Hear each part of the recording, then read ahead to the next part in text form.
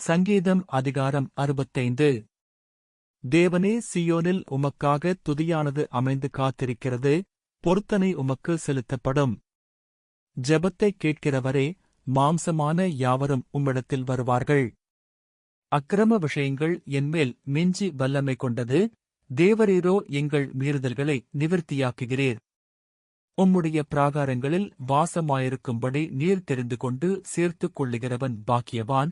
உம்முடைய பரிசுத்த ஆலயமாகிய உமது வீட்டின் நன்மையால் திருப்தியாவோம். பூமியின் கடையாந்தரங்களிலும் தூரமான சமுத்திரங்களிலுமுள்ளவர்கள் எல்லாரும் நம்பும் நம்பிக்கையாயிருக்கிற எங்கள் இரட்சிப்பின் தேவனே, நீர் பயங்கரமான காரியங்களை செய்கிறதினால் எங்களுக்கு நீதியுள்ள உத்தரவு அருளுகிறீர்.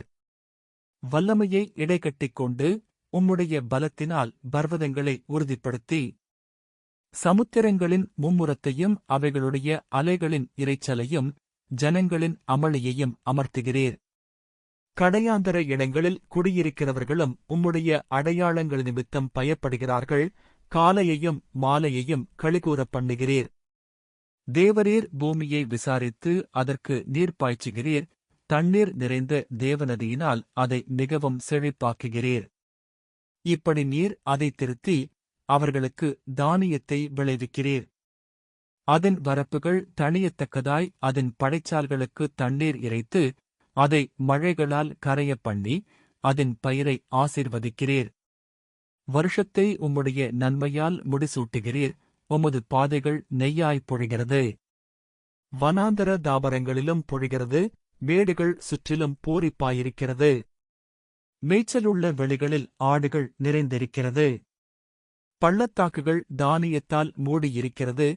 அவைகள் கெம்பீரித்துப் பாடுகிறது. ஆமேன். அன்பானவர்களே, இந்த சங்கீதத்தை நாம் படிக்கும்போது கர்த்தர் எவ்வளவு நல்லவர் என்பதை காண்கிறோம். அவர் நம்முடைய ஜெபங்களை கேட்கிற தேவன். அக்கிரம விஷயங்கள் மிகவும் வல்லமை கொள்ளுகிற நேரத்தில் அவர் அனைத்தையும் மன்னிக்கிற தேவனாயிருக்கிறார். அவருடைய பிரகாரங்களில் வாசமாய் இருக்கும்படி நம்மை அவர் தெரிந்து கொண்டு அவருடைய வீட்டின் நன்மையால் திருப்தியடைய செய்கிற ஒரு நல்ல தகப்பனாக இருக்கிறார்.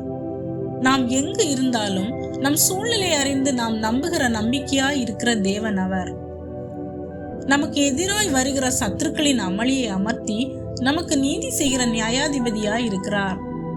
இன்று நீங்கள் எந்த சூழ்நிலைகளை எதிர்கொண்டிருந்தாலும் தேவன் உங்களின் ஜெபத்தை கேட்கிறார். உங்கள் குடும்பத்திற்கும் உங்கள் முயற்சிக்கும் உங்கள் பாதைக்கும் அவர் நன்மைகளை உண்டாக்குகிறார். இதை நம்பிக்கையுடன் பிடித்துக் கொள்ளுங்கள். தேவன் உங்களுடன் இருக்கிறார். ஆமேன்.